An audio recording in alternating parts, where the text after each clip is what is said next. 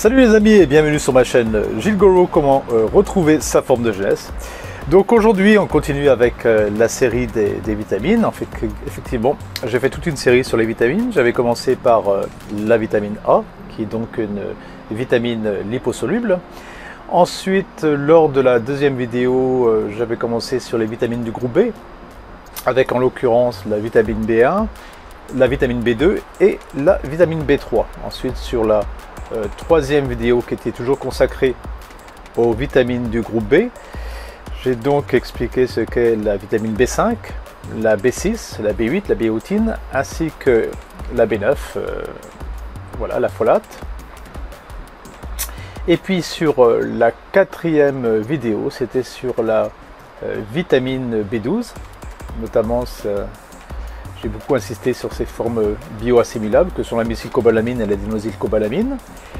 Et ensuite sur l'ex-vitamine B15. Et donc l'intérêt était également de voir un peu ce qu'est le cycle de méthylation et pourquoi il est important de recycler rapidement l'homocystéine, parce qu'elle peut entraîner des dommages importants sur l'ADN. Voilà.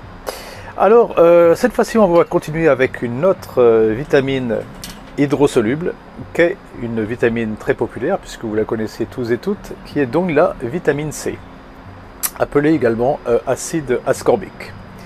Alors, le scorbut résulte d'une carence sévère en vitamine C. Et ce fut un fléau pour les marins d'autrefois qui parcouraient les océans durant des mois, sans aucun accès à des fruits et légumes frais.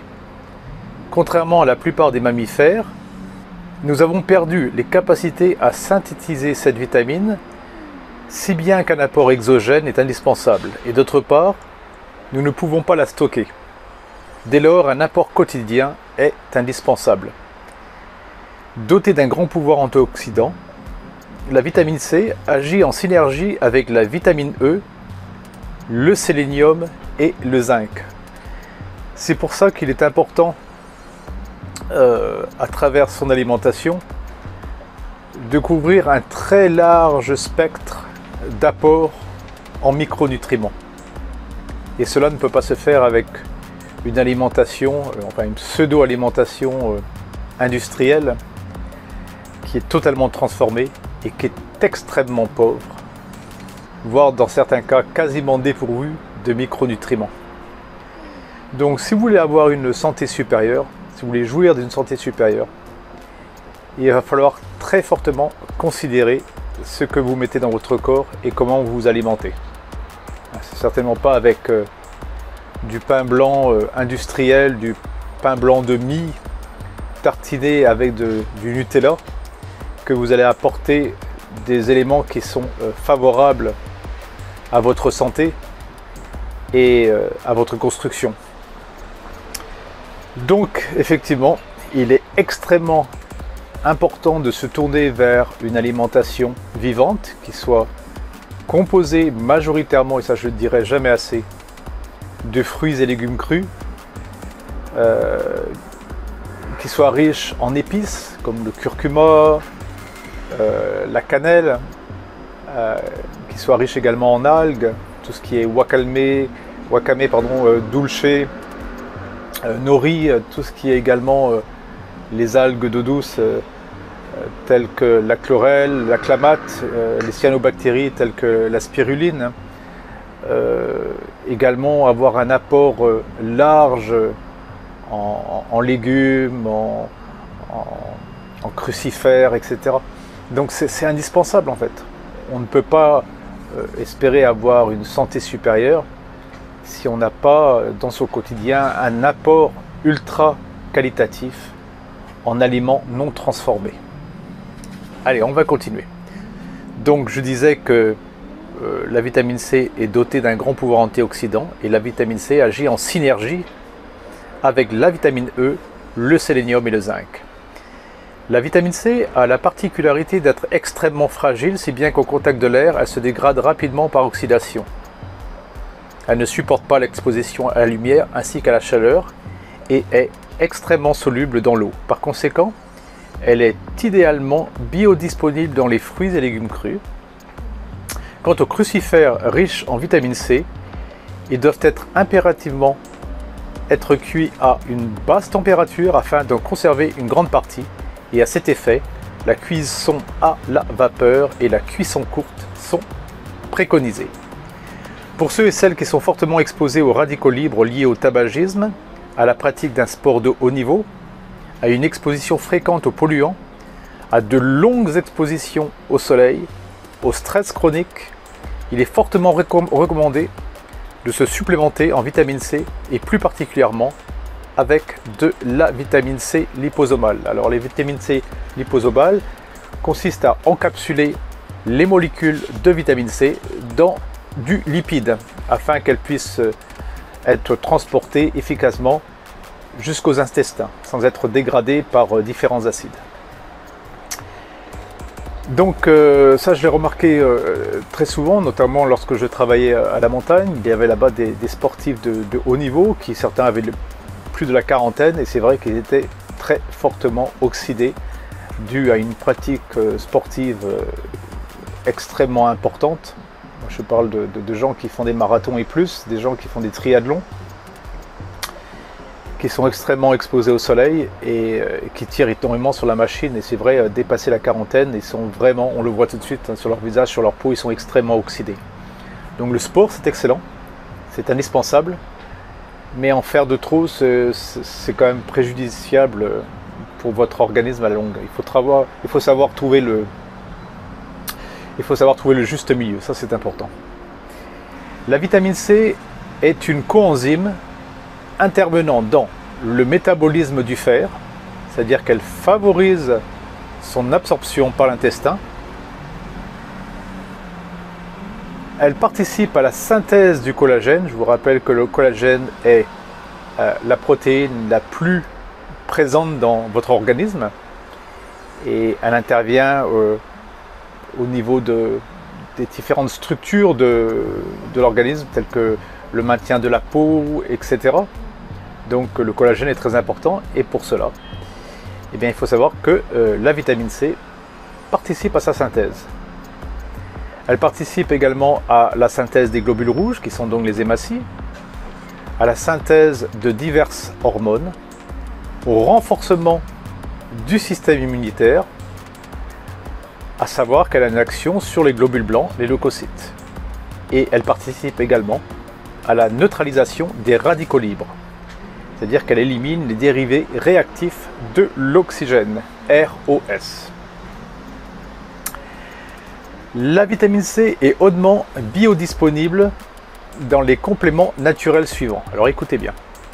Les compléments, bien sûr, tels que la vitamine C liposomale, qui est donc une encapsulation lipidique, le camu-camu, qui est une baie d'Amazonie vendue en poudre en magasin bio, le camu-camu, je vais l'écrire en dessous, l'acérola, qui est une cerise du Brésil vendue sous forme de gélules en magasin bio, le cynorrhodon, qui est donc la baie d'églantillé, qui est vendue en poudre ou en gélule en magasin bio, l'argousier, qui est une petite baie provenant d'un arbrisseau vendu sous forme de gélule, et le fruit du baobab, qui est vendu en poudre en magasin bio. Donc tout ça, ce sont donc des compléments naturels qui sont extrêmement riches en vitamine C. Il faut savoir que la vitamine C est également hautement biodisponible dans les aliments suivants. La goyave, qui est donc un fruit exotique, c'est vrai que c'est pas évident de manger de la goyave toute l'année, hein. Le cassis, le persil frais, ça j'en prends énormément et je mets énormément de persil frais dans mes green smoothies. Voilà, donc le persil je le consomme toujours en smoothie. Pour ça j'ai un Vitamix qui permet vraiment de liquéfier littéralement mes mix. Dans le poivron rouge, j'en mange pas mal aussi en salade. Dans les herbes aromatiques fraîches, alors les herbes aromatiques c'est fantastique, profitez-en, il y en a plein chez Biocop ou dans les magasins bio. Et profitez-en pour mettre énormément d'herbes aromatiques sur vos salades. En plus c'est excellent, ça apporte un goût exceptionnel et elles sont extrêmement riches en vitamine C. Les agrumes naturellement, je vous apprends rien. tout ce qui est orange, clémentine, mandarine, le citron, le kiwi également, et les crucifères cuits à la vapeur sur une courte période, tels que par exemple le brocoli, le chou vert, etc. Alors quels sont les bienfaits de la vitamine C? Alors écoutez bien, elle participe à la formation de la peau, des gencives, des dents, des os, des tendons, des ligaments. Elle aide à la cicatrisation des plaies et au bon fonctionnement du système nerveux. Elle permet également de lutter, excusez-moi, là, ça bouge un peu, elle permet également de lutter contre la fatigue et elle optimise le métabolisme énergétique. Donc autant vous dire que la vitamine C est indispensable. Donc moi je vous conseille une fois de plus très fortement de vous orienter vers une alimentation majoritairement crue, dépourvue de produits industriels. Alors pas 100% cru, hein, mais soyez sûr d'apporter énormément de fruits frais, de légumes frais, bio, qui ne sont pas arrosés de pesticides, qui ne poussent pas avec des engrais chimiques. Et donc d'apporter ces aliments au quotidien dans votre alimentation. Alors tout ce qui est épices, tout ce qui est herbes aromatiques, bien sûr tout ce qui est persil. Apprenez à faire des green smoothies. D'ailleurs je ferai des vidéos ensuite sur différentes recettes de green smoothies. C'est pas compliqué de faire des green smoothies, il n'y a pas besoin de sortir de Saint-Cyr. Voilà, donc ça c'est important.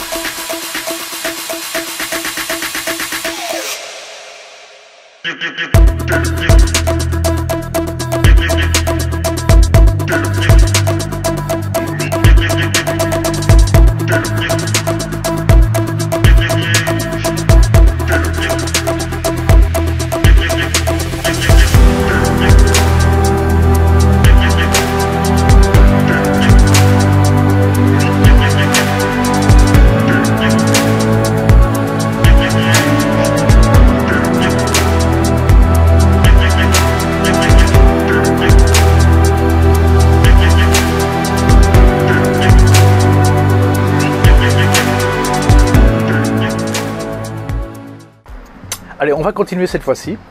Après la vitamine C, on se rend vers la vitamine D. Alors, la vitamine D, elle, est une vitamine liposoluble. Contrairement à la vitamine C qui est, elle, hydrosoluble, c'est-à-dire qu'elle peut se mélanger à l'eau. La vitamine D, elle, quant à elle, pardon, eh bien, elle est liposoluble, donc elle ne se dissout pas dans l'eau. Alors, la vitamine D, c'est, on l'appelle le calciférol.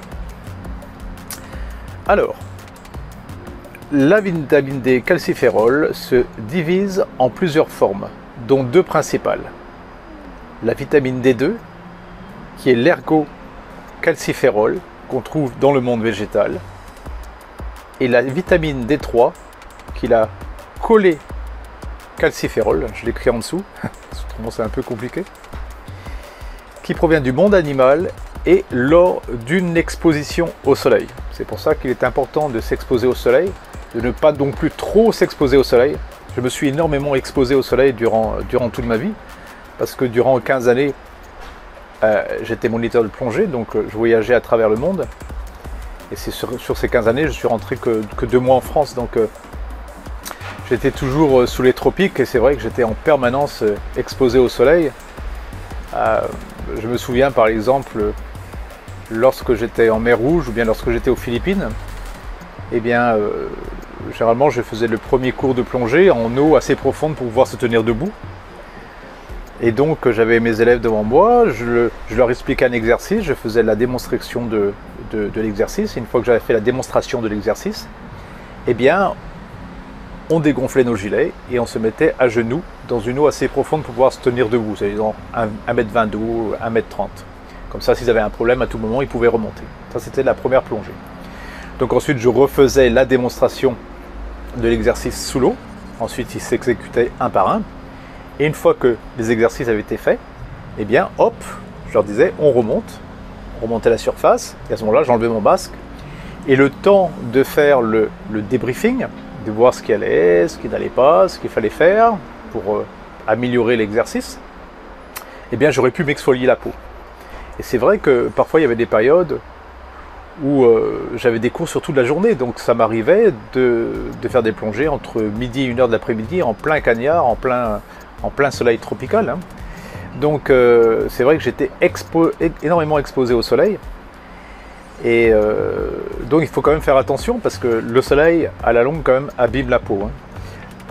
J'ai pas à me plaindre parce que j'ai des amis qui sont vraiment complètement qui ont une peau totalement abîmée par le soleil.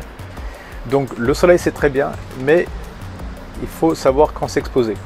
Généralement c'est bien de s'exposer, admettons l'été avant 11h du matin, entre 8h et 11h du matin maximum, et ensuite le soir après 17h, voire 18h. Mais faire la crêpe entre midi et 3h de l'après-midi sur la plage, c'est vraiment pas bon pour la peau, hein. Alors le soleil est indispensable, ne pas s'exposer au soleil, c'est vraiment pas bon. Il faut vraiment s'exposer au soleil. Le soleil, c'est une merveille, mais il faut savoir le doser. Voilà. C'était juste le message que je voulais vous passer. Bon, ensuite, après mes 15 années de métier de moniteur de plongée, ensuite, j'ai travaillé pendant 19 années en tant que responsable d'animation. Donc, durant ces 19 années, j'étais également beaucoup exposé au soleil. Voilà, donc j'en connais les bienfaits, mais j'en connais également les méfaits. Donc, je vous conseille quand même de savoir bien doser le soleil. Maintenant c'est l'été, profitez-en, allez au soleil, mais exposez-vous d'une manière intelligente. Ça c'est vraiment important. Alors on va revenir à nos moutons, la vitamine D3. Alors la vitamine D3 est disponible en complément, en synergie avec la vitamine K2, permettant de multiplier leurs bienfaits. D'autre part, la D3 se dégrade moins rapidement dans l'organisme que la D2. Maintenant, de facto, une plus forte concentration. Une carence en vitamine D est la principale cause du rachitisme due à une réduction de l'absorption du calcium responsable de déformations osseuses, notamment chez les nourrissons. Si bien qu'une supplémentation peut être recommandée chez la femme enceinte au bout du 7e mois. D'autre part, un faible apport en vitamine D chez l'adulte et plus particulièrement au sein de la population âgée peut être à l'origine de pertes osseuses pouvant aboutir à l'ostéoporose. Comme quoi, l'exposition au soleil est extrêmement importante. La vitamine D est souvent nommée la vitamine du soleil car cette dernière est synthétisée par notre peau sous l'influence des rayons solaires. Une grande partie de la population des pays du Nord et européens manque d'un apport suffisant en vitamine D. Dès lors, une complémentation est très souvent recommandée pour les adultes, notamment durant l'hiver, car les périodes d'exposition au soleil sont trop faibles. Donc il est important de se supplémenter en vitamine D3 et conjointement avec la K2. On verra ensuite ce qu'est la vitamine K2. Donc c'est ce que je fais l'hiver. Moi je prends toujours un supplément, enfin des suppléments en vitamines liposolubles, à savoir supplément en vitamine donc D3, K2, les 8 isomères de la vitamine E, et je prends également des pigments de la vitamine A que sont l'astaxanthine et la zéaxanthine. Je vais marquer tout ça en dessous. Voilà. On continue. Alors, j'en étais où? Voilà, donc, néanmoins, la supplémentation en vitamine D doit être raisonnable, car étant liposoluble, elle est facilement stockée au sein de l'organisme, si bien qu'un surdosage peut se produire entraînant des effets secondaires tels qu'une grande fatigue très souvent accompagnée de céphalées et de nausées. Puis en cas d'un surdosage important, une hypercalcémie, c'est-à-dire une augmentation anormale du taux de calcium dans le sang, peut résulter en une déminéralisation osseuse et la calcification de divers tissus. Alors, je ne prends qu'une gélule par jour de vitamines liposolubles. Donc, dans cette gélule, j'ai toutes les vitamines liposolubles et je n'en prends qu'une seule. Bien qu'il recommande d'en prendre 2, moi je n'en prends qu'une seule. Sous sa forme active, le calcitriol, elle joue plusieurs rôles dans l'organisme, dont celui de la minéralisation osseuse, en intervenant dans les mécanismes de fixation du calcium pour le maintien de la calcémie, c'est-à-dire le taux de calcium dans le sang, et d'autre part dans l'immunité, en intervenant notamment sur les macrophages, le premier qui est donc le premier mécanisme de défense cellulaire présent dans tous les tissus de l'organisme, ayant pour fonction d'ingérer des bactéries, des particules hétérogènes et des cellules usées ou non fonctionnelles. La vitamine D est une hormone neurostéroïde assurant le bon fonctionnement du système nerveux, c'est-à-dire la bonne transmission des influx nerveux, ainsi qu'une action, elle a également une action neuroprotective, antioxydante et anti-inflammatoire.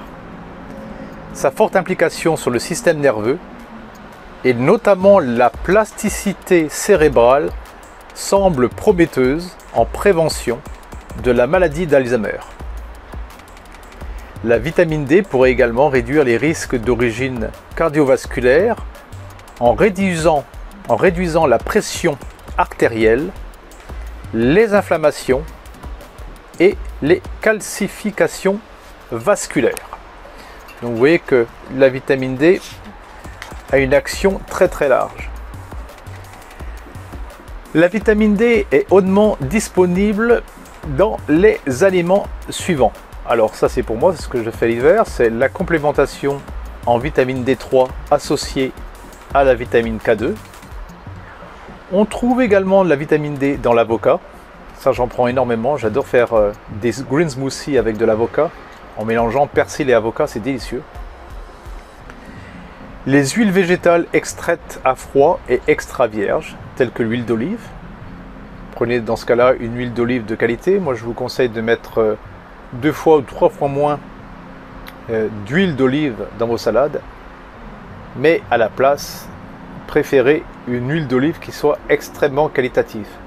Alors au lieu de mettre 6 € dans une huile d'olive ou 5 €, eh bien il est préférable de mettre 12 ou 13 €, donc consommer 2 fois moins, mais au moins d'avoir une huile qui soit extrêmement qualitative. Ici dans le Languedoc-Roussillon, il y a énormément de producteurs d'huile d'olive, et certaines de ces huiles d'olive sont vraiment excellentes et très très qualitatives. Également des huiles espagnoles qui sont produites par des petits producteurs et qui sont vraiment fabuleuses. On trouve la vitamine D également dans les champignons tels que la girole et la maurie, dans le chocolat noir, et j'en prends quasiment tous les jours, du chocolat noir 100% cru en poudre que j'achète chez Biocop. Donc je mets le chocolat noir idéalement bio et 100% cru sous forme de fèves ou en poudre. Les œufs de pâturage bio naturellement. Le beurre de baratte cru et bio. Voilà, pas du beurre industriel. Alors on trouve du beurre de baratte cru et bio chez Biocop. Alors, quels sont les bienfaits de la vitamine D? Elle maintient la calcémie, c'est-à-dire le taux de calcium dans le sang. Elle maintient une bonne ossature et une bonne dentition. Elle participe au bon fonctionnement du système nerveux, au fonctionnement normal du système immunitaire. Elle a des actions anti-inflammatoires, antioxydantes. Elle permet le maintien de la neuroplasticité du cerveau. Elle participe au maintien de l'équilibre entre le phosphore et le calcium.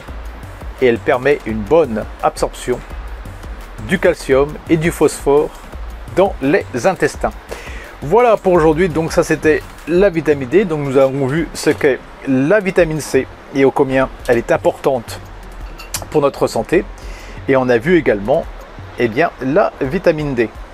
Donc peut-être que je radote, mais si vous voulez avoir une bonne santé, soyez sûr d'avoir un apport en micronutriments qui soit extrêmement qualitatif.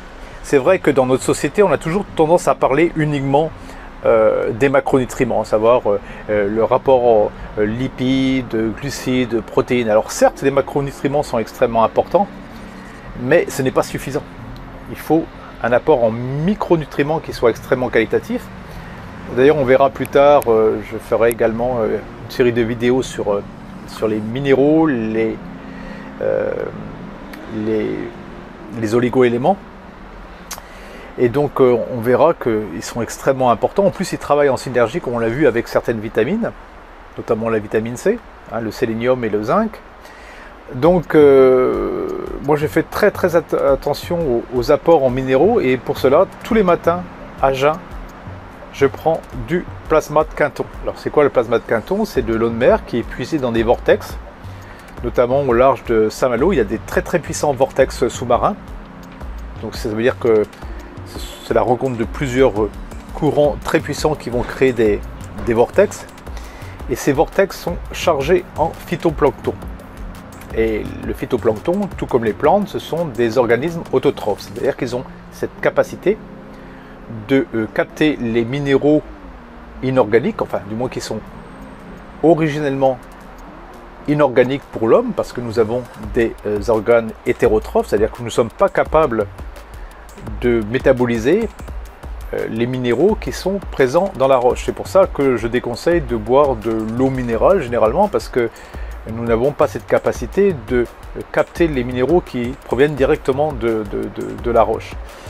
Donc qu'est-ce qui se passe avec les phytoplanctons? Étant donné que ce sont des organismes autotrophes, ils vont capter donc ces minéraux et par le processus de photosynthèse assimiler ces minéraux et les transformer, et ces minéraux deviennent hautement biodisponibles. Donc on les trouve dans le plasma de Quinton sous forme ionique, c'est-à-dire hautement biodisponible pour nous. Et ce plasma de Quinton contient une palette de 82 minéraux hautement biodisponibles. Donc ça, j'en prends tous les matins. Pour moi, c'est un des ingrédients les plus puissants pour pouvoir se reminéraliser. Donc le plasma de Quinton, je vais l'écrire en dessous. Voilà.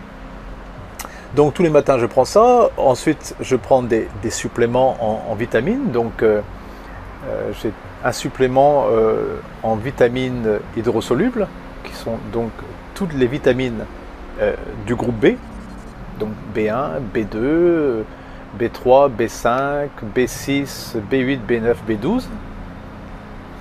Également, ces compléments sont riches en antioxydants, à savoir, ça c'est plutôt avec les vitamines liposolubles, mais bon, je prends des antioxydants tels que la staxanthine, la zéaxanthine, etc. Également, ces compléments en vitamines hydrosolubles contiennent de la TMG, qui est donc de la trimethylglycine. Ça, on l'a vu lors du cycle de méthylation que c'était important. Donc, j'ai tout un complément comme ça de vitamines du groupe B avec de la vitamine C, qui elle provient d'une forme hautement bioassimilable, qui est le produit de fermentation.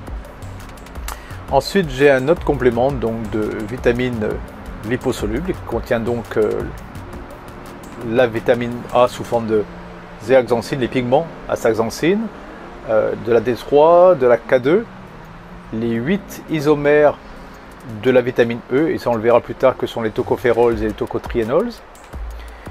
Et puis, voilà, c'est à peu près ça.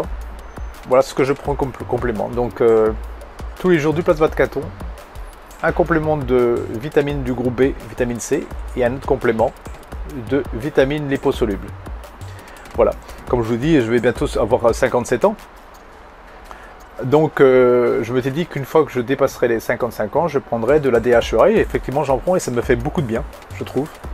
J'ai une peau qui est beaucoup plus hydratée, ça je le ressens, c'est incroyable.